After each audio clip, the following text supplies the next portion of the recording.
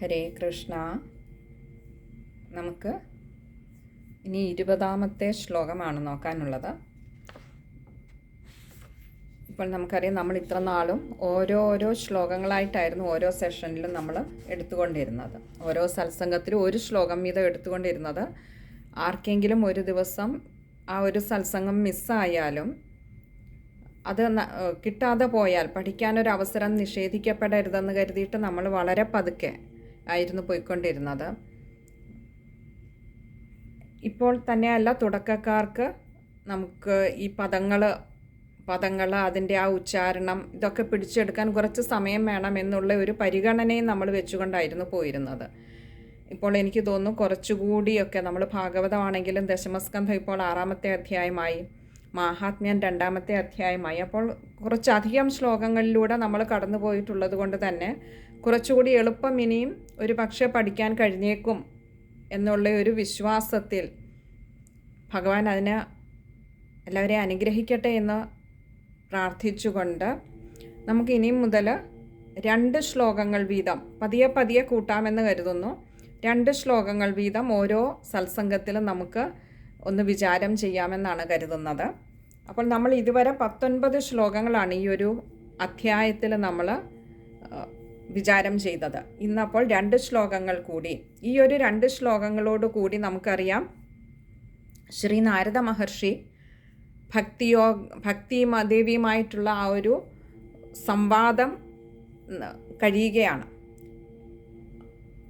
ഭക്തിദേവിയുടെ സങ്കടത്തെ നിവാരണം ചെയ്യുവാനുള്ള ശ്രീ നാരദ മഹർഷിയുടെ ഒരു ശ്രമം ആയിരുന്നു നമ്മൾ കണ്ടുകൊണ്ടിരുന്നത്. കഴിഞ്ഞ ഏതാനും ശ്ലോകങ്ങളിലായിട്ട് ശ്രീ നാരദ മഹർഷി പറയുന്ന കാര്യങ്ങളായിരുന്നു കണ്ടുകൊണ്ടിരുന്നത് അല്ലേ. ആദ്യത്തെ 21 ശ്ലോകങ്ങൾ, അതിൽ 19 ശ്ലോകങ്ങൾ ഇപ്പോൾ കഴിഞ്ഞു.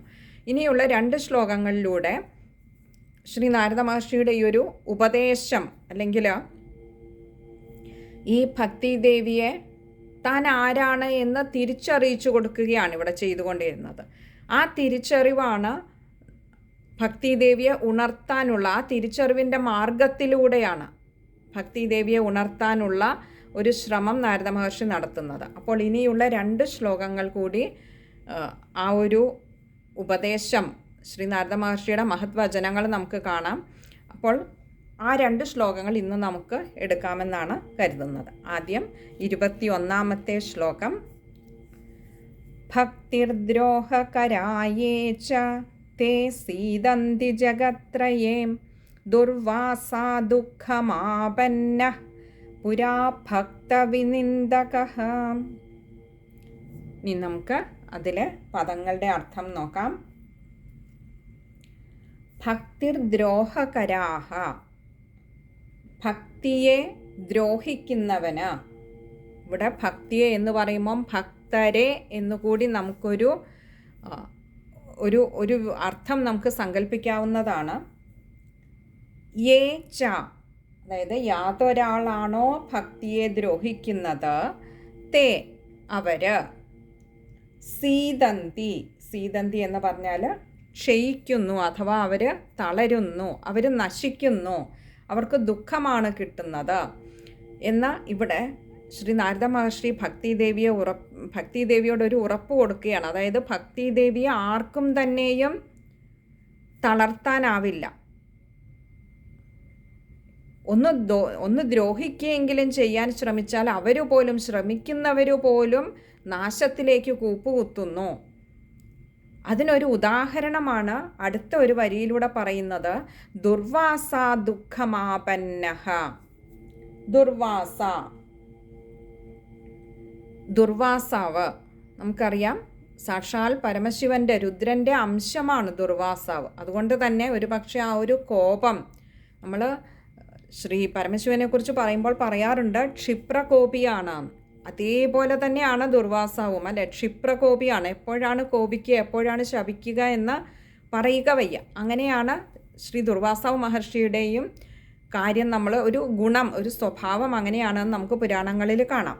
അപ്പോൾ അങ്ങനെയുള്ള ആ ദുർവാസാവ് മഹർഷി പോലും ദുഃഖമാപന്നഃ,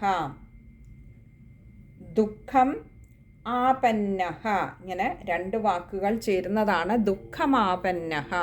ദുഃഖം എന്ന് പറഞ്ഞാൽ ദുഃഖത്തെ, ആപന്നഃ പ്രാപിച്ചുവല്ലോ. സാക്ഷാൽ ദുർവാസാവ് മഹർഷി പോലും അതുകൊണ്ട് തന്നെ ദുഃഖത്തെ പ്രാപിച്ചുവല്ലോ. പുരാ പണ്ട് ഭക്തവിനിന്ദകഃ, ഭക്ത എന്ന് പറഞ്ഞാൽ ഭക്തനെ, വിനിന്ദകഃ നിന്ദിച്ചത് കൊണ്ട്. ഇവിടെ ദുർവാസാവ് മഹർഷിയുടെ കഥ ഉദാഹരണമായി പറയുന്നതിൽ നിന്ന് തന്നെ നമുക്ക് മനസ്സിലാക്കാം, ഭക്തിയെ എന്ന് പറയുമ്പോൾ ഭക്തനെ എന്നുകൂടി അതിനൊരു അർത്ഥവിചാരം ചെയ്യാവുന്നതാണ്. കാരണം അതുകൊണ്ടാണ് തൊട്ടടുത്ത ഇതിൽ തന്നെ ദുർവാസാവ് മഹർഷിയുടെ ഒരു ഉദാഹരണം പറഞ്ഞത്. ദുർവാസാവ് മഹർഷി എല്ലാവർക്കും അറിയുന്നതായിരിക്കും ആ കഥ, എങ്കിലും ഒന്ന് ചുരുക്കി പറയാം. പണ്ട് അംബരീഷൻ എന്നൊരു ഭക്തൻ, ഒരു മഹാഭക്തനായിരുന്നു അംബരീഷന്. ആ അംബരീഷൻ ഒരിക്കൽ, ഈ അംബരീഷൻ എന്ന് പറയുന്ന മഹാരാജാവ് സ്വയംഭുവ മനുവിൻ്റെ പുത്രനായിരുന്ന ആ ഒരു പുത്രപരമ്പരയിൽപ്പെടുന്ന നഭാഗൻ്റെ പുത്രനായ നാഭാഗ രാജാവിൻ്റെയും മകനാണ് അംബരീഷൻ എന്ന് പറയുന്നത്. അദ്ദേഹമാകട്ടെ സമുദ്രങ്ങളാലും ചുറ്റപ്പെട്ട ഈ ഒരു ഭൂമിയുടെ മുഴുവൻ അധിപതിയും കൂടിയായിരുന്നു. അങ്ങനെയുള്ള അദ്ദേഹം, സാധാരണ നമ്മൾ പറയാറുണ്ട് സമ്പത്ത് ഭഗവാനിൽ നിന്ന് മനസ്സിനെ പിന്തിരിപ്പിക്കുന്ന ഘടകമാണെന്ന്. എന്നാൽ ഇവിടെ ഈ ഭൂമിയുടെ മുഴുവൻ അധിപനായിരുന്ന അംബരീഷ മഹാരാജാവ് ഇതൊന്നും തൻ്റേതല്ല എന്ന് നല്ല ബോധ്യമുണ്ടായിരുന്നതുകൊണ്ട് അതിൻ്റെയൊക്കെ യഥാർത്ഥ ഉടമയായിട്ടുള്ള ആ സാക്ഷാൽ മഹാവിഷ്ണു ഭഗവാനെ പ്രീതിപ്പെടുത്തിയിട്ട് ഈ അംബരീഷ മഹാരാജാവ് ചോദിക്കാതെ തന്നെ ഭഗവാൻ തൻ്റെ സുദർശന ചക്രത്തെ ആ തൻ്റെ ഭക്തൻ്റെ ആ ഒരു ഭക്തിയുടെ ദൃഢത അത് കണ്ട് സംപ്രീതനായിട്ട് ഒരിക്കൽ സമ്മാനമായിട്ട് നൽകി. അങ്ങനെയുള്ള ഈ അംബരീഷ മഹാരാജാവ് ഒരിക്കൽ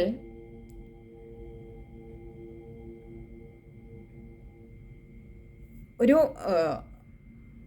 വനത്തിൽ വെച്ച്, അതായത് മധുവനത്തിൽ വെച്ച്, യമുനയുടെ തീരത്തുള്ളതാണ് മധുവനം, ആ മധുവനത്തിൽ വെച്ച് തൻ്റെ ഭാര്യയോട് കൂടിയിട്ടാണ് അവിടെ വസിച്ചുകൊണ്ട് ഏകാദശി വ്രതം എടുത്ത് ഭഗവത് പ്രീതിക്കായിക്കൊണ്ട് അങ്ങനെ ഭഗവത് ധ്യാനത്തിൽ നിരതനായിരിക്കുകയായിരുന്നു. അങ്ങനെ ഏകാദശി വ്രതം കഴിച്ചുകൂട്ടി അടുത്ത ദിവസം ദ്വാദശി നാള് പാരണ വീടാൻ സമയമായപ്പോൾ, അപ്പോൾ അങ്ങനെ ആ പാരണ വീടാനുള്ള സമയം അടുത്തുകൊണ്ടിരിക്കുമ്പോഴാണ് അവിടേക്ക് ദുർവാസാവ് മഹർഷി കടന്നു വരുന്നത്. ഈ ദുർവാസാവ് മഹർഷി ആവട്ടെ അപ്പോൾ തൻ്റെ ഗൃഹത്തിലേക്ക് കടന്നു വന്ന ആ ദിവ്യാത്മാവിന്, ആ ദുർവാസാവ് മഹർഷിക്ക്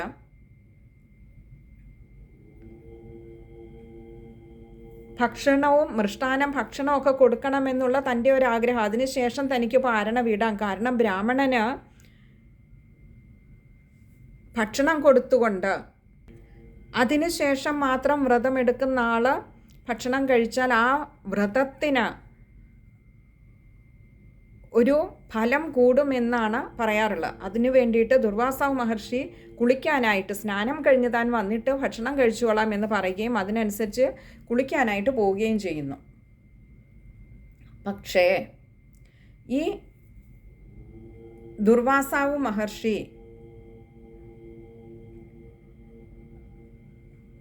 ഈ ഒരു പാരണ വീടുന്നതിന് തൊട്ടു മുൻപ് സ്നാനം കഴിഞ്ഞ് എത്താതെ ഇരുന്നത് കൊണ്ട് ഇവിടെ ആകെ അംബരീഷ മഹാരാജാവിന് ഭയങ്കര സങ്കടമായി. എന്താ ഇനിയും ചെയ്യുക, തനിക്ക് പാരണ വീടേണ്ട സമയമായിരിക്കുന്നു. അപ്പോൾ മറ്റുള്ള സജ്ജനങ്ങളൊക്കെ ആ സമയത്ത് പറയുകയുണ്ടായി, ഈ ഒരു പാരണ വീടേണ്ട സമയമാകുന്നതിന് മുൻപ് ഭക്ഷണം കഴിച്ചില്ല എങ്കിൽ ആ ഒരു വ്രതത്തിനൊരു പരിസമാപ്തി ഉണ്ടാവുകയില്ല. അതുകൊണ്ട് മറ്റുള്ള മുനിമാരുടെ നിർദ്ദേശപ്രകാരം ജലപാനം ചെയ്തുകൊണ്ട് വ്രതം അവസാനിപ്പിച്ചോളൂ. അതാവുമ്പോൾ തൻ്റെ അതിഥിയായിട്ടുള്ള ദുർവാസാവ് മഹർഷിക്ക് ഭക്ഷണം കൊടുക്കുന്നതിന് മുൻപ് താൻ കഴിച്ചു എന്നുള്ള ഒരു സങ്കടവും ഉണ്ടാവില്ല. ഇവിടെ ഭക്ഷണം കഴിക്കുന്നില്ല, എന്നാലാകട്ടെ ജലപാനം നടത്തുന്നതിലൂടെ ആ വ്രതത്തിനൊരു പര്യവസാനം ഉണ്ടാവുകയും ചെയ്യുന്നു. അങ്ങനെ ചെയ്തോളൂ എന്ന് പറഞ്ഞതനുസരിച്ച് അംബരീഷ മഹാരാജാവ് അത് ജലപാനം നടത്തുന്നു. ഈ സമയത്ത് അപ്പോഴേക്കും പാരണ വീടേണ്ട സമയം ഏകദേശം കഴിഞ്ഞിരിക്കുന്നു. അപ്പോൾ അംബരീഷ മഹാരാജാവിന് ഭംഗിയായിട്ട് തൻ്റെ വ്രതം പൂർത്തിയാക്കാനും കഴിഞ്ഞു. ആ സമയത്താണ് ദുർവാസാവ് മഹർഷി സ്നാനം കഴിഞ്ഞു വരുന്നത്. ഈ സ്നാനം കഴിഞ്ഞു വരുമ്പോൾ തനിക്ക് ഭക്ഷണം നൽകുന്നതിന് മുൻപേ പാരണ വീടിയിരിക്കുന്നു എന്ന് കണ്ട ദുർവാസാവ് മഹർഷി കുപിതനായി. അങ്ങനെ ആ ഒരു കോപം നമുക്കറിയാം ദുർവാസാവ് മഹർഷി എന്ന് പറഞ്ഞാൽ കോപത്തിൻ്റെ പര്യായപദമാണ് എന്ന് തന്നെ പറയാം അല്ലേ. അങ്ങനെയുള്ള ആ ദുർവാസാവ് മഹർഷി തൻ്റെ ജട പറിച്ചിട്ട് അതിൽ നിന്ന് കൃത്യ എന്നു പേരുള്ള ഒരു ദുർദേവതയെ സൃഷ്ടിച്ചു. എന്നിട്ട് ആ ദുർദേവതയെ ആ വിഷ്ണുഭക്തനായിട്ടുള്ള അംബരീഷ മഹാരാജാവിൻ്റെ സമീപത്തേക്ക് പറഞ്ഞുവിടുന്നു. പക്ഷേ ഇവിടെ ഭക്തനെ സംരക്ഷിക്കാൻ ഭഗവാന്റെ സുദർശന ചക്രം തന്നെ കാവൽ നിൽക്കുമ്പോൾ ഏത് ദുർശക്തിക്കാണ്, ഏത് ദുർദേവതയ്ക്കാണ് ആ ഭക്തനെ സമീപിക്കാൻ കഴിയുക? ഒടുവിൽ അങ്ങനെ ആ സുദർശന ചക്രത്തിൻ്റെ പിടിയിൽ നിന്നും രക്ഷപ്പെടാൻ ദുർവാസാവ് മഹർഷി അവിടെ നിന്നും ഓടി ബ്രഹ്മലോകത്തിൽ പോയി, സാക്ഷാൽ കൈലാസത്തിൽ പോയി. അവരൊക്കെ കൈയൊഴിഞ്ഞു. കാരണം ഈ സുദർശനത്തെ നിയന്ത്രിക്കണമെങ്കിൽ അത് ഭഗവാന് മാത്രമേ കഴിയൂ. അങ്ങനെ വീണ്ടും വൈകുണ്ഠത്തിൽ എത്തിയപ്പോൾ ഭഗവാൻ പറഞ്ഞതാകട്ടെ, ഈ സുദർശനത്തെ നിയന്ത്രിക്കാൻ എനിക്കാവില്ല. കാരണം ഞാനാകട്ടെ ഭക്തൻ്റെ ദാസനാണ്. അങ്ങനെയുള്ള എൻ്റെ ഭക്തനെ ദ്രോഹിച്ച അങ്ങയ്ക്ക് ഈ സുദർശനത്തിൽ നിന്നും വിടുതൽ തരാൻ എനിക്കാവില്ല. ആ ഭക്തൻ്റെ കാൽക്കൽ പോയി വീണോളൂ എന്നാണ് വരം കൊടുത്തത്. അത്രമാത്രം തൻ്റെ ഭക്തൻ്റെ ഭക്തിയിൽ ഭഗവാൻ തന്നെ തന്നെ മറന്നിരിക്കുകയായിരുന്നു. അഥവാ തൻ്റെ ശക്തി അതിനും താഴെയാണ് എന്ന് ഭഗവാൻ അങ്ങോട്ട് ദുർവാസാവ് മഹർഷിയോട് പറഞ്ഞപ്പോൾ ദുർവാസാവ് മഹർഷി ഓടിപ്പോയി ആ ഭക്തൻ്റെ കാൽക്കൽ വീഴുകയും അങ്ങനെ ആ സുദർശന ചക്രത്തെ നിയന്ത്രണ വിധേയമാക്കുകയും ചെയ്യുന്നു.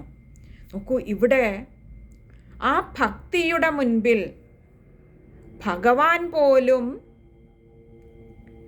നിസ്സഹായനായി നിന്ന് കാണിച്ചു കൊടുക്കുന്നു. ഭഗവാൻ നിസ്സഹായനായിട്ടല്ല, പക്ഷെ ആ ഭക്തിയുടെ മുൻപിൽ താൻ പോലും നിസ്സഹായനാണ്. കാരണം അയം ഹി ഭഗവാൻ അവിടെ പറയുന്നുണ്ട്, ഞാനാകട്ടെ എൻ്റെ ഭക്തൻ്റെ ദാസനാണ്, അതുകൊണ്ട് എനിക്കൊന്നും ചെയ്യാൻ കഴിയില്ല എന്ന് പറഞ്ഞ് ആ ദുർവാസാവ് മഹർഷിയെ തിരികെ തൻ്റെ ഭക്തൻ്റെ സമീപത്തിലേക്ക് പറഞ്ഞു വിടുമ്പോൾ ഭഗവാൻ നമുക്ക് കാണിച്ചു തരികയാണ്, തൻ്റെ ഭക്തൻ്റെ മുൻപിൽ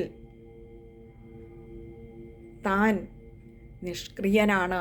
ആ ഭക്തൻ്റെ പ്രിയത്തിന് അതീതമായി, ഭക്തൻ്റെ രക്ഷയ്ക്ക് അതീതമായി തനിക്ക് മറ്റൊന്നും തന്നെയും വലുതായിട്ടില്ല എന്ന് ഭഗവാൻ കാണിച്ചു തരുന്നു ഇവിടെ. അതുകൊണ്ടാണ് പറഞ്ഞത്, ആ സാക്ഷാൽ ദുർവാസാവ് മഹർഷി പോലും ഭഗവാനെ, അവിടുത്തെ ഭക്തനെ ദ്രോഹിക്കാനായി പുറപ്പെട്ടപ്പോൾ, ഇവിടെ ദ്രോഹം എന്ന് പറയാമോ എന്നറിയില്ല. കാരണം ദുർവാസാവ് മഹർഷി അങ്ങനെ സമയത്ത് എത്താതെ ഇരുന്ന അംബരീഷ മഹാരാജാവിനെ ഒന്ന് ദ്രോഹിക്കുക എന്ന ഉദ്ദേശത്തെക്കാളേറെ പൊതുവെ ദുർവാസാവ് മഹർഷിയെക്കുറിച്ച് പറയാറുണ്ട്, ഒരു മറ്റുള്ളവരെ എങ്ങനെ ബഹുമാനിക്കണം, അല്ലെങ്കിൽ മറ്റുള്ളവരെ ബഹുമാനപൂർവം കണ്ടുകൊണ്ട് തൻ്റെ കർമ്മങ്ങൾ മറ്റുള്ളവർക്ക് ദോഷമായി വരാത്ത വിധത്തിൽ, മറ്റുള്ളവരെ വേദനിപ്പിക്കുന്നതാകാത്ത വിധത്തിൽ പെരുമാറാൻ അറിയാത്ത ആളാണ് ശ്രീ ദുർവാസാവ് മഹർഷി എന്ന് പറയാറുണ്ട്. മഹാജ്ഞാനിയാണ്. എന്നിരുന്നാലും ആ ഒരു പക്വത അതുകൊണ്ട് തന്നെ വികാരത്തിലുമില്ല. മറ്റുള്ളവരെ നമ്മൾ എപ്പോൾ നമുക്ക് തുല്യമായി കണ്ട് ബഹുമാനിക്കാൻ ശീലിക്കുന്നുവോ അപ്പോൾ നമ്മുടെ വികാരങ്ങൾക്ക് നിയന്ത്രണമുണ്ടാവും. ഒരാൾ എപ്പോഴാണോ തന്നെ മാത്രം വില വെക്കുന്നത്, തൻ്റെ ചുറ്റിനുമുള്ളവരെയൊക്കെ നിസ്സാരരായി കാണുന്നത്, അവിടെയാണ് ഈ വികാര വിക്ഷോഭം ഉണ്ടാവുന്നത്. ഇവിടെ അങ്ങനെയുള്ള ദുർവാസാവ് മഹർഷി പോലും ആ ഭക്തനെ ഒന്ന് ദ്രോഹിക്കാനായി, ബുദ്ധിമുട്ടിക്കാനായി, വിഷമിപ്പിക്കാനായി ഇറങ്ങിത്തിരിച്ചപ്പോൾ ആ ഭക്തനെ പോലും കാത്തിരുന്നത് ഒടുവിൽ ദുഃഖമായിരുന്നു. 3 ലോകങ്ങളിലും ഓടി ആ ദുർവാസാവ് മഹർഷി. അങ്ങനെ ആ ദുഃഖത്തെ ഒരല്പസമയത്തേക്ക് ശ്രീ അംബരീഷ മഹാരാജാവിന് ദുഃഖത്തെ കൊടുത്തപ്പോൾ ദുർവാസാവ് മഹർഷി 3 ലോകങ്ങളിലും ഓടി എത്തി തിരികെ വീണ്ടും ആ ഭക്തൻ്റെ കാലിൽ വന്ന് അണയുന്നതുവരെ അനുഭവിച്ചത് അതീവ മനോദുഃഖമായിരുന്നു. അപ്പോൾ ഏതൊരു ഭക്തനായാലും, അതുകൊണ്ടാണ് ഇവിടെ ഭക്തി എന്ന് ആദ്യം പറഞ്ഞിട്ട് ഭക്തിർദ്രോഹകര എന്ന് പറഞ്ഞിട്ട് ഭക്തിയെ ദ്രോഹിക്കുന്നവരെ അവർ നാശത്തിലേക്ക് കൂപ്പുകുത്തുന്നു, അവർക്ക് ക്ഷയമേ ഉണ്ടാവുകയുള്ളൂ എന്ന് പറയുന്നിടത്ത് വീണ്ടും പറഞ്ഞത് ദുർവാസാവ് മഹർഷിക്ക് അങ്ങനെ ഒരു ദുഃഖമുണ്ടായി. ഇനിയുമുണ്ട് ധാരാളം ഉദാഹരണങ്ങൾ. നമുക്ക് പുരാണങ്ങളിൽ നിന്നൊക്കെ എടുത്താൽ തന്നെയും ഭക്തപ്രഹ്ലാദനെ ദ്രോഹിച്ച ഹിരണ്യകശിപു ആത്യന്തികമായി നേടിയത് ദുഃഖമായിരുന്നു. മോക്ഷത്തിലേക്കാണെങ്കിൽ പോലും അവസാനം അല്പം കുറച്ച് സമയത്തേക്കെങ്കിലും അതീവ ദുഃഖമായിരുന്നു. തന്നെയല്ല, ജീവിതകാലം മുഴുവനും തൻ്റെ നേരെ നീളാവുന്ന, തനിക്ക് ശത്രുവായി താൻ ശത്രുഭാവത്തിൽ സങ്കല്പിച്ചു വെച്ചിരിക്കുന്ന ആ ഭഗവാനെക്കുറിച്ചുള്ള ഭീതി, എപ്പോഴാവും തൻ്റെ മുൻപിൽ വരിക എന്നുള്ള ഒരു ഭീതി, അത് ദുഃഖത്തെ തന്നെയായിരുന്നു. മനസ്സമാധാനം ഒന്ന് ഹിരണ്യകശിപു അറിഞ്ഞിട്ടേയില്ല എന്ന് പറയാം. അത് തന്നെയാണ് കംസന് സംഭവിച്ചത്. കംസന് പിന്നെ ഭഗവാൻ മാത്രമായിരുന്നു ശത്രുഭാവത്തിലുണ്ടായിരുന്നത്. മറ്റൊരു ഭക്തൻ ശത്രുഭാവത്തിലുണ്ടായിരുന്നില്ല. ഹിരണ്യകശിപുവിന് ഭക്തപ്രഹ്ലാദൻ തന്നെ ശത്രുവായിരുന്നു. ആ ഭക്തനെ ദ്രോഹിക്കാൻ ഇറങ്ങിത്തിരിച്ച ഹിരണ്യകശിപു എല്ലാ പരീക്ഷണങ്ങളിലും, ദ്രോഹിക്കുന്ന വിധത്തിലുള്ള എല്ലാ പരീക്ഷണങ്ങളിലും ഭഗവാൻ തൻ്റെ കൈക്കുമ്പിളിൽ താങ്ങിക്കൊണ്ട് നടന്ന ഭക്തപ്രഹ്ലാദനെ കണ്ട് സങ്കടപ്പെട്ട് നിൽക്കേണ്ടി വന്നു ഹിരണ്യകശിപുവിന്. അതുപോലെ തന്നെ വിഭീഷണൻ, നമുക്ക് ശ്രീരാമചന്ദ്ര ഭഗവാന്റെ അവതാരത്തിൽ കാണാം, ഭഗവാന്റെ വലിയ ഭക്തനായിരുന്നു. ദ്രോഹിക്കാൻ ഇറങ്ങിത്തിരിച്ച, അല്ലെങ്കിൽ വിഷമിപ്പിക്കാൻ ഇറങ്ങിത്തിരിച്ച രാവണനും കുംഭകർണനും ഒക്കെ നേരിട്ടത് ദുഃഖം തന്നെയായിരുന്നു. ഇനി മറ്റൊരു ഇത് പറഞ്ഞാൽ, പാണ്ഡവ പക്ഷത്തിലുള്ളവരൊക്കെയും ഭഗവാന്റെ വലിയ ഭക്തരായിരുന്നു. അവരെ ദ്രോഹിക്കാനായിട്ട്, അവരെ വിഷമിപ്പിക്കാൻ ശ്രമിച്ച കൗരവർക്ക് സങ്കടം മാത്രമേ ഉണ്ടായിട്ടുള്ളൂ, ദുഃഖം മാത്രമേ ഉണ്ടായിട്ടുള്ളൂ. അപ്പോൾ ഇങ്ങനെ പല ഉദാഹരണങ്ങളിലൂടെ നോക്കിയാൽ ഭക്തിയെ അല്ലെങ്കിൽ ഭക്തനെ ദ്രോഹിക്കുന്നവരാരും നിന്ദിക്കുന്നവരാരും സുഖം അനുഭവിച്ചിട്ടില്ല. അഥവാ ആ ദ്രോഹിക്കുന്ന ആ നിമിഷത്തിൽ തൻ്റെ ആ ഒരു മേൽക്കോയ്മ കൊണ്ടാവുമല്ലോ എപ്പോഴും മറ്റൊരാളിനെ നമ്മൾ വിഷമിപ്പിക്കാനോ ദുഃഖിക്കാനോ ദ്രോഹിക്കാനോ ഒക്കെ ഇറങ്ങിത്തിരിക്കുക. ആ മേൽക്കോയ്മ എന്നും നിലനിൽക്കുന്നതല്ലാത്തത് കൊണ്ട് തന്നെ ഒരു പക്ഷേ ആ മേൽക്കോയ്മയുടെ പുറംചട്ട അഴിഞ്ഞു വീഴുന്ന കാലം കാത്തുവച്ച സമയമെടുക്കുമ്പോൾ ദുഃഖത്തിലേക്ക് കൂപ്പുകുത്തുന്നത് നമുക്ക് കാണാനാവും. എന്നാൽ ഭക്തനാവട്ടെ ദുഃഖങ്ങളിലും അചഞ്ചലനാവും. കാരണം ആ ഭക്തന് നല്ല ഉറപ്പുണ്ട്, തന്നെ ആ ഭഗവാന്റെ കൈക്കുള്ളിൽ അങ്ങനെ സുരക്ഷിതമായി എടുത്തിരിക്കുകയാണ് എന്ന്. ഒരിക്കൽ അർജുനനും സാക്ഷാൽ ശ്രീകൃഷ്ണ ഭഗവാനും കൂടി അങ്ങനെ പോകുമ്പോൾ ആചാര്യന്മാർ പറഞ്ഞു കേട്ടിട്ടുള്ള ഒരു കഥയാണ്. അങ്ങനെ ശ്രീകൃഷ്ണ ഭഗവാൻ കാണിച്ചു കൊടുക്കുകയാണ്. നമ്മളൊക്കെ ബ്ലാക്ക് ആൻഡ് വൈറ്റിൽ ഫ്ലാഷ് ബാക്ക് കാണുന്നത് പോലെ കാണിച്ചു കൊടുക്കുകയാണ് അർജുനൻ്റെ കഴിഞ്ഞ ഈ ഒരു ജീവിതയാത്രയിലെ കഴിഞ്ഞ കാലത്തിലെ കാര്യങ്ങളൊക്കെ കാണിച്ചു കൊടുക്കുമ്പോൾ ഒരു സമയം എത്തുമ്പോൾ അർജുനൻ പറഞ്ഞു, നിർത്തൂ ഭഗവാനെ, നിർത്തൂ എന്ന് പറയുന്നുണ്ട്.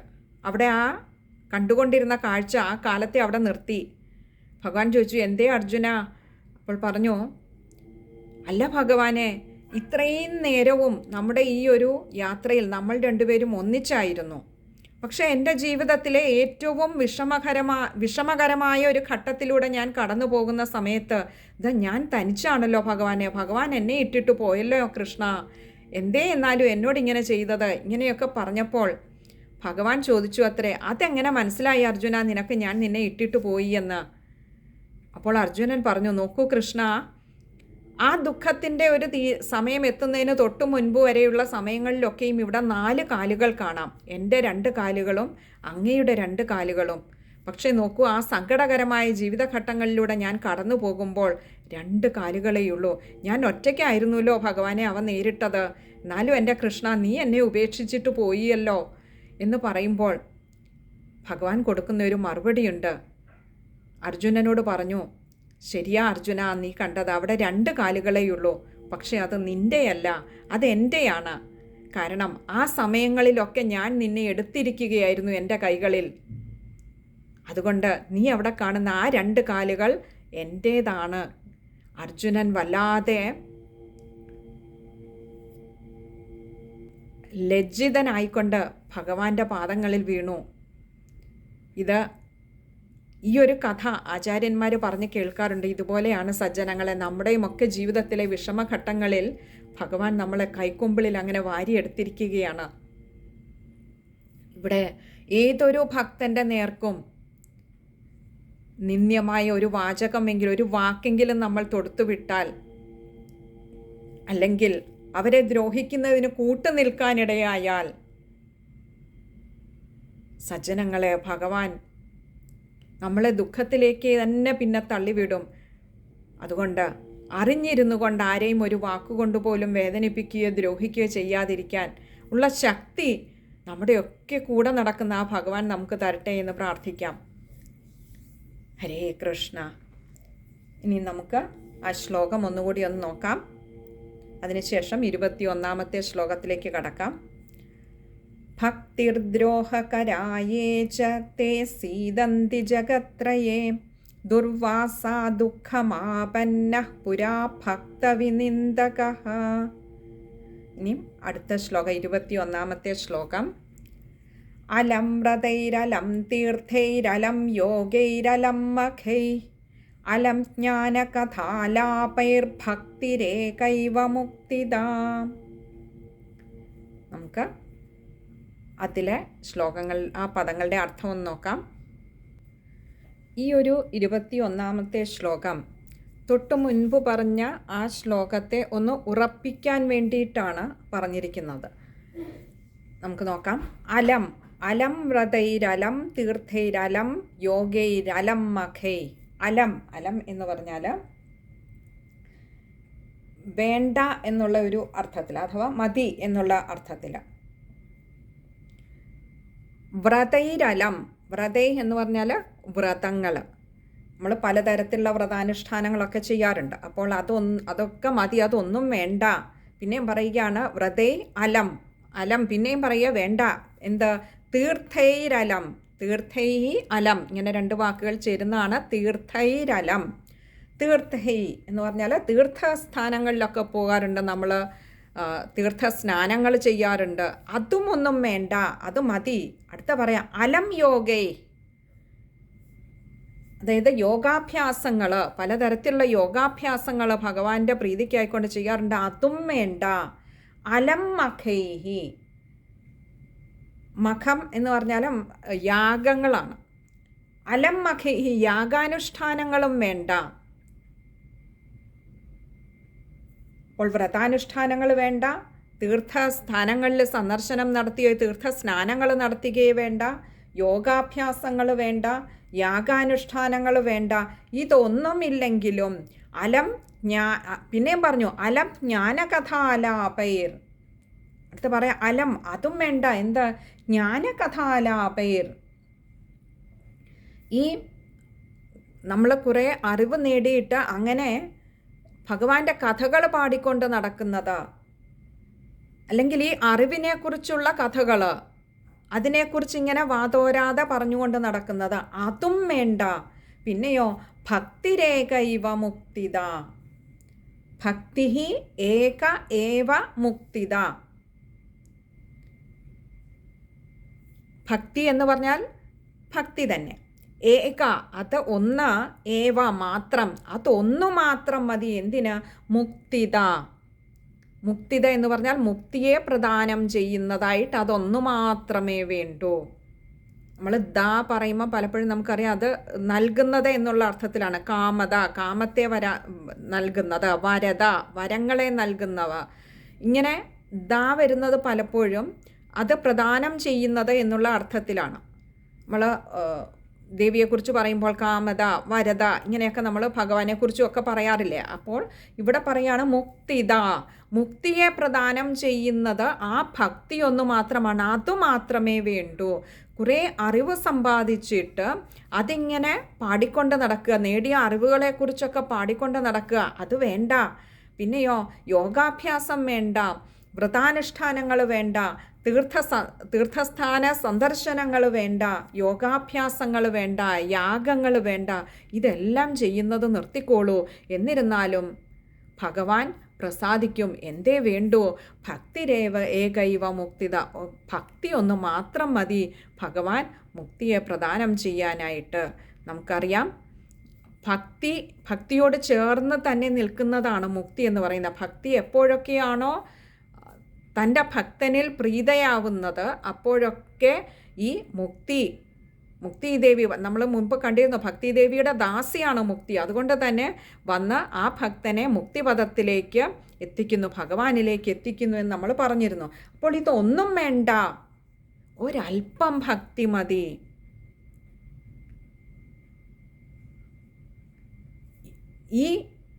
നമ്മൾ ഈ വ്രതാനുഷ്ഠാനങ്ങളായിക്കോട്ടെ, തീർത്ഥസ്ഥാന സന്ദർശനങ്ങളായാലും, അറിവ് നേടുന്നത്, ഇതെല്ലാം നമ്മൾ ചെയ്യുന്നത് നമ്മുടെ ഉള്ളിലെ പാപത്തെ അല്ലെങ്കിൽ അരുതാത്ത വികാര വിചാരങ്ങളെ, നമ്മൾ അറിഞ്ഞോ അറിയാതെയൊക്കെ ചെയ്തു പോയിട്ടുള്ള കർമ്മങ്ങളുടെ ഒരു നെഗറ്റിവിറ്റിയെ ഇല്ലാതെയാക്കാൻ വേണ്ടിയിട്ടാണ് അല്ലേ.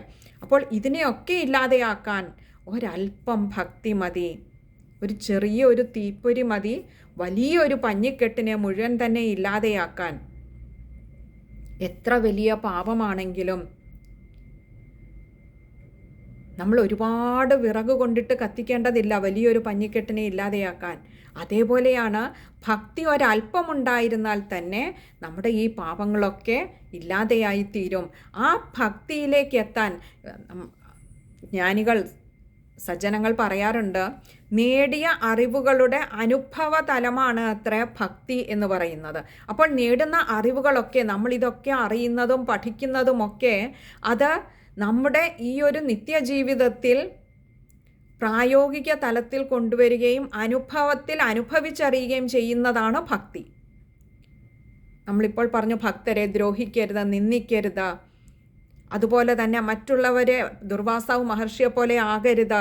നമുക്ക് മറ്റുള്ളവരെയൊക്കെ നമ്മുടെ ചുറ്റിനുമുള്ള എന്തിനേയും വിലവെക്കാൻ കഴിയണം, ബഹുമാനിക്കാൻ കഴിയണം എന്ന് പറഞ്ഞു. ഇതൊക്കെ നമ്മുടെ നിത്യജീവിതത്തിൽ പ്രാവർത്തികമാക്കുമ്പോൾ, ആ സേവ ഭഗവാന് സമർപ്പിതമായി ചെയ്യുമ്പോൾ നമ്മുടെ ഉള്ളിലുണ്ടാകുന്ന ഒരു അനുഭവമാണ് ഭക്തി എന്ന് പറയുന്നത്. ആ ഭക്തിയുടെ മാർഗത്തിലൂടെ, ആ ഭക്തിയിലൂടെ നമ്മൾ നിത്യസേവ, അനുനിമിഷം ഭഗവാനെ നമ്മൾ സേവ ചെയ്തുകൊണ്ടിരുന്നാൽ എങ്ങനെയാണ്? അത് അനുനിമിഷം പൂജ ചെയ്യുകയല്ല, നമ്മുടെ കർമ്മത്തിൻ്റെ ശുദ്ധിയാണ് ഭക്തി എന്ന് പറയുന്നത്. അങ്ങനെ ചെയ്യുന്ന കർമ്മങ്ങളൊക്കെയും ഭഗവാനെ അവിടുന്നായിക്കൊണ്ട്. ഒരിക്കൽ ഗുരുവായൂരുള്ള ഒരു തിരുമേനിയെക്കുറിച്ച് പറഞ്ഞു കേട്ടിട്ടുണ്ട്. അദ്ദേഹം ഒരിക്കൽ ഭഗവാനെ സന്ദർശിക്കാനായിട്ട് പോകുമ്പോൾ, ഗുരുവായൂരപ്പനെ തൊഴാനായിട്ട് പോകുമ്പോൾ വഴിയിൽ കാണുന്ന ഓരോന്നിനെയും, ഗോക്കളെ കണ്ടാൽ ഗോരൂപത്തിലുള്ള ഗുരുവായൂരപ്പനെ നമിക്കുന്നതായി സങ്കല്പിച്ചുകൊണ്ട് വീണ് നമസ്കരിക്കുമായിരുന്നു അത്രേ. അതുപോലെ ഗോക്കളെ, ശ്വാനരൂപത്തിലുള്ള ഗുരുവായൂരപ്പനെ വീണ് നമസ്കരിക്കുന്നു എന്ന് പറഞ്ഞ് നമസ്കരിക്കുമായിരുന്നു അത്രേ. അങ്ങനെ തൻ്റെ ചുറ്റിനുമുള്ള എന്തിലും ഏതിലും ആ ഗുരുവായൂരപ്പനെ ദർശിക്കാൻ കഴിഞ്ഞ മഹാത്മാക്കൾ ഉള്ള ഒരു മണ്ണിലാണ് നമ്മളുമൊക്കെ പിറന്നു വീണത് എന്നത് ഭഗവാന്റെ വലിയൊരു കാരുണ്യം കൊണ്ടാണ്. അങ്ങനെയുള്ള ആ ഭാരത മണ്ണിൽ ജീവിക്കുന്ന നമുക്ക് ഓരോരുത്തർക്കും ഈ ഒരു ഭാവം, നമുക്ക് മുൻപേ പോയ സജ്ജനങ്ങൾ കാണിച്ചു തന്ന ഈ ഒരു ഭാവം നമ്മുടെ നിത്യജീവിതത്തിൽ നമുക്ക് പ്രാവർത്തികമാക്കാൻ കഴിഞ്ഞാൽ,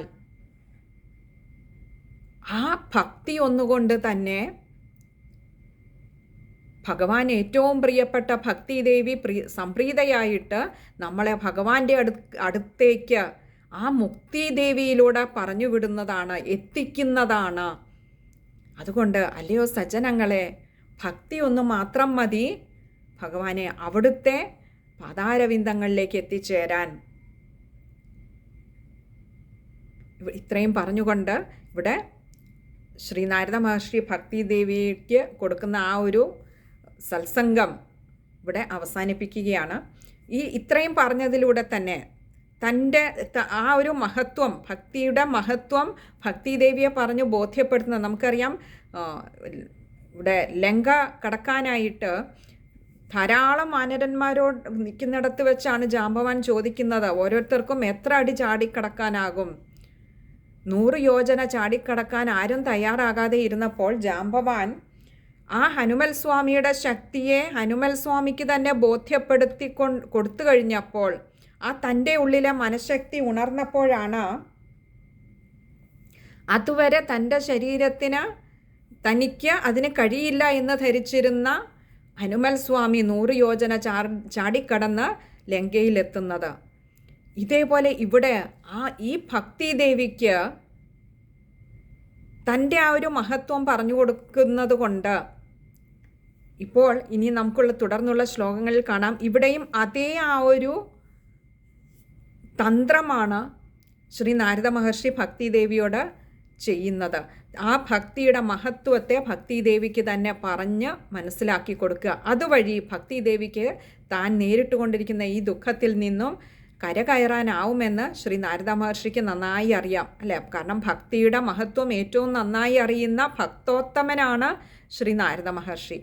അതുകൊണ്ട് ഇത്രയും പറഞ്ഞുകൊണ്ട്, അപ്പോൾ ഇതൊന്നും വേണ്ട, ഈ യാഗങ്ങൾ യജ്ഞങ്ങളും ഒന്നുമില്ലെങ്കിൽ തന്നെയും അല്ലയോ ഭക്തി ദേവി, അവിടുത്തെ ഒരല്പം കാരുണ്യം കിട്ടിയാൽ, ഒരല്പം ഭക്തി ഉണ്ടെങ്കിൽ തന്നെ ആ മുക്തിപദത്തിലേക്ക് എത്തിച്ചേരാനാകും എന്ന് പറഞ്ഞ് മനസ്സിലാക്കി കൊടുക്കുന്നു. ഇനി നമുക്ക് ആ ശ്ലോകം ഒന്നുകൂടി നോക്കാം. അലം വ്രതൈരലം തീർത്ഥൈരലം യോഗൈരലം മഖൈ അലം ജ്ഞാനകഥാലാപൈർഭക്തിരേകൈവ മുക്തിദാ. നമുക്ക് ആ 2 ശ്ലോകങ്ങളിലായിട്ട് വായിക്കുമ്പോൾ ശ്രദ്ധിക്കേണ്ട കാര്യങ്ങൾ കൂടി ഒന്ന് നോക്കാം. ആദ്യത്തെ, അതായത് 20ാമത്തെ ശ്ലോകത്തിൽ ദുഃഖമാപന്ന, അവിടെ ന കൂട്ടക്ഷരമാണ്, അത് കുറച്ച് കട്ടിയിൽ വായിക്കുക. അതുപോലെ വിസർഗമുണ്ട്, പകുതി ഹകാരത്തിൽ വായിക്കുക. അടുത്തത് വിനിന്ദക, അവിടെയും ഒരു പകുതി ഹകാരത്തിൽ നിർത്തുക. പിന്നെ അടുത്ത അലം വ്രതൈരലം തീർത്ഥൈരലം യോഗൈരലം മഖൈ, അവിടെ മഖൈ എന്നുള്ളിടത്ത് ഒരു വിസർഗമുണ്ട്, അതുകൊണ്ട് പകുതി ഹകാരത്തിൽ വായിക്കുക. അതേപോലെ തന്നെ വ്രതൈരലം, രായ്ക്ക് എല്ലായിടവും ആകാരം കൊടുത്ത് വായിക്കുക, കാരണം അലമാണ്. വ്രതൈരലം തീർത്ഥൈരലം യോഗൈരലം, അവിടെ അത് ശ്രദ്ധിക്കുക. പിന്നെ അടുത്തത് 21ാമത്തെ ശ്ലോകത്തിൻ്റെ 2ാമത്തെ പാദത്തിൽ അലം ജ്ഞാനകഥാലാപൈർ ഭക്തിരേകൈവ, അതത്രയും ചേർത്ത് തന്നെ വായിക്കുക. ഇത് ഇത്രയും കാര്യങ്ങളാണ് ആ ഒരു ശ്ലോകത്തിൽ, ആ 2 ശ്ലോകങ്ങളിലായിട്ട് ശ്രദ്ധിക്കുവാനായിട്ടുള്ളത്. ഇനി നമുക്ക് ആ ശ്ലോകങ്ങളുടെ അന്വയക്രമത്തിലുള്ള പദവിന്യാസവും കൂടി നോക്കാം. ഭക്തിദ്രോഹകരാഹ യേ ച തേ ജഗത്രയേ സീദന്തി ഭക്തിർവിനിന്ദകഃ ദുർവാസാഹ ആപന്ന ദുഃഖമാപന്നഃ. ഒന്നുകൂടി പറയാം. ഭക്തിദ്രോഹകരാഹ യേ ച തേ ജഗത്രയേ സീദന്തി ഭക്തിവിനിന്ദകഃ ദുർവാസാഹ ദുഃഖമാപന്നഃ. ഇവിടെ നമ്മൾ 2 ശ്ലോകമായിട്ട് ചെയ്യുമ്പോൾ വീഡിയോ ഒരുപാട് ലെങ്തി ആവുന്നുണ്ട്. അത് ആർക്കെങ്കിലും ബുദ്ധിമുട്ടുണ്ടാക്കുന്നുണ്ടെങ്കിൽ പറയുക. വീണ്ടും നമ്മൾ പഴയ പോലെ ഓരോ ശ്ലോകങ്ങളായിട്ട് തന്നെ പോകാം. ചില സജ്ജനങ്ങളുടെ ഒരു അഭിപ്രായത്തെയും കൂടി മാനിച്ചുകൊണ്ടും കൂടിയാണ് നമ്മളിപ്പോൾ 2 ശ്ലോകങ്ങൾ വെച്ച് കൂട്ടാമെന്ന് തീരുമാനിച്ചത്. ആർക്കെങ്കിലും ബുദ്ധിമുട്ടാവുന്നുണ്ടെങ്കിൽ കമൻറ്റ് ബോക്സിൽ അറിയിക്കുക, സദയം ക്ഷമിക്കുക. അതല്ല എങ്കിൽ ഇതുപോലെ നമ്മൾ 2 ശ്ലോകങ്ങളായി പോയിട്ട് പതിയെ 3 ശ്ലോകങ്ങൾ അങ്ങനെ കൂട്ടി കൊണ്ടുപോകാമെന്ന് കരുതുന്നു. ഹരേ കൃഷ്ണ.